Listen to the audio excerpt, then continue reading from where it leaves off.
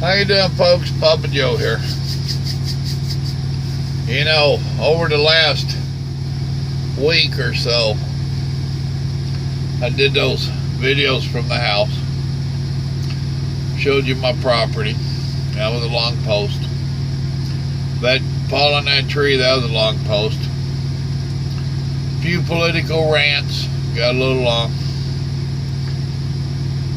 So I have been trying not to do this video tonight, simply because I'm running out of data, and this stuff's fixing to start costing me. I already got a big phone bill because I got like 40 gigabytes of data to keep this thing operating, and that ain't cheap. However, I went inside today to have lunch. I had a salad, thank you very much.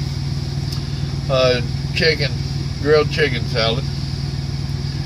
And they're going on in there. Bunch of bleeding hearts. I made it through it. You know? I keep hearing about all the protests and all the crybabies throwing their little fits in the streets. I made it through it. I didn't do any more about it. I read how Maryland and a couple more wanted to give their electoral votes to Hillary because they think she won the popular vote. I stayed out of it and I stayed away from it. I didn't go there. I've been doing good. Baltimore Sun columnist, I am more afraid of white legal gun owners than actual murderers. Now I read this one and I'm sorry I couldn't stay away. Let me introduce you to Teresa Bishop. In the piece, columnist Tricia Bishop claims that she is more afraid of legal gun owners than she is of those who illegally purchase and use guns in the inner city. Now, to spell her name for you, it's Tricia.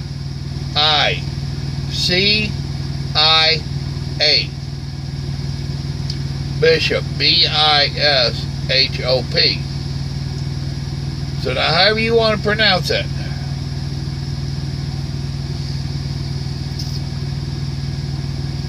So, she claims that she is more afraid of legal gun owners than she is of those who illegally purchase and use guns in the inner city. You know, the ones who are actually murdering people. Let's stop there.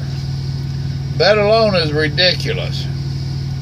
Not only are her fears statistically ludicrous, but they serve just to compound the fears Americans have against legal gun owners. These people want one thing: to get guns outlawed, and they'll spread as many lies as they can to make it happen. Continue reading, however, and it gets really odd. To try to defend her outrageous remarks, she explains her privilege to live in a segregated city. Excuse me? It sounds as if Miss Bishop accidentally let her inner racist out.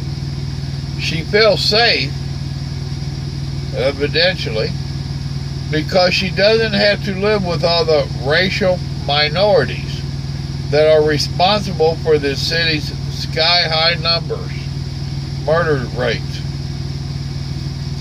Well, this can be solved fairly easy.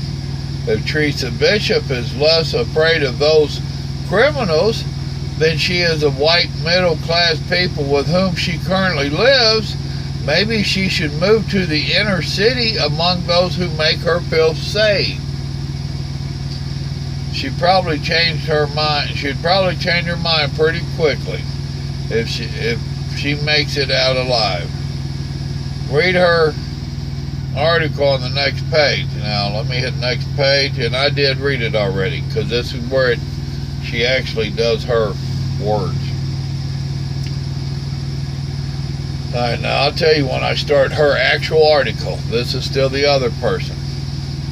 If you're white, middle class, and are a legal gun owner, the Baltimore Sun is afraid of you. More so even than they are of illegal, gun-toting murderers currently overtaking their city streets. Just read the recent article published in the publication written by Teresa Bishop. Now, here's her article. Or anyway, her excerpt out of it. It's inevitable when my husband and I visit family these days that the subject of violence in Baltimore comes up. Often, I'm the one who raises it. But when it came up last week on a trip to see my parents in Georgia, I got my back up. I thought of the 11-hour drive south and the billboards we passed along I-81 boasting guns for sale, a Glock for Christmas, and of the story my brother-in-law who lives in Florida told of a neighbor stopping by to shoot the breeze in his suburban driveway. A handgun holstered at the man's waist as their kids played nearby. I'm less afraid of criminals wielding guns in Baltimore. I declare, as we discuss the issue, than I am by those permitted gun owners. I know how to stay out of line of Baltimore's illegal gunfire. I have the luxury of being white and middle class in a largely segregated city that reserves most of its shooting for poor black neighborhoods overtaken by the game. The closest I typically get to the action is feeling the chest-thumping vibration of the Foxtrot police helicopters flying overhead in pursuit of someone who might be a few streets over, but might as well be a world away.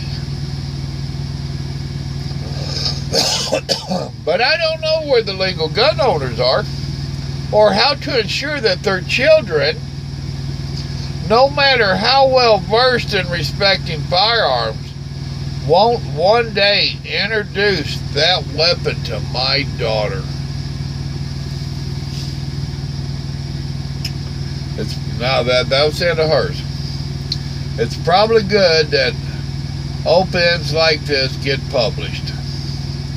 The more the anti-gun lobby talks, the more ridiculous they reveal themselves to be. Keep talking, Teresa Bishop. All you're doing is strengthening Americans adverse to the Second Amendment. You know, really, I gotta agree with the guy that wrote this about her.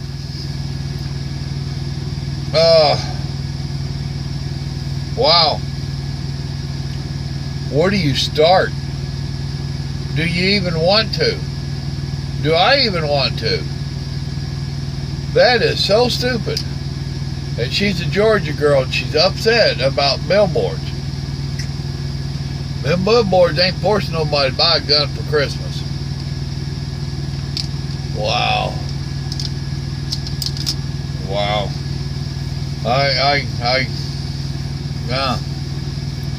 I gotta be careful on stuff like this.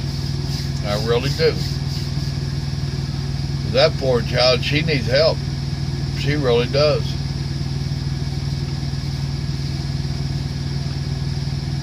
I'll bet you $1 to a donut that she won't go walking around those neighborhoods she's talking about in the middle of the night. I'll bet she's scared of them.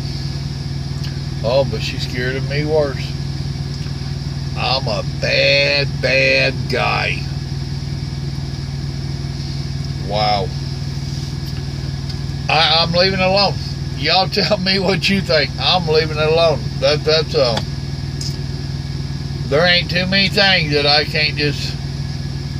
But this, it's like, wow. Blows me away. How can people be that stupid?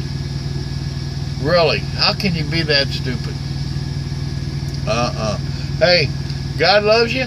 I love you. Miss Teresa Bishop, she's scared of you. You're a bad, bad person. She don't know if you're a legal gun toter or not.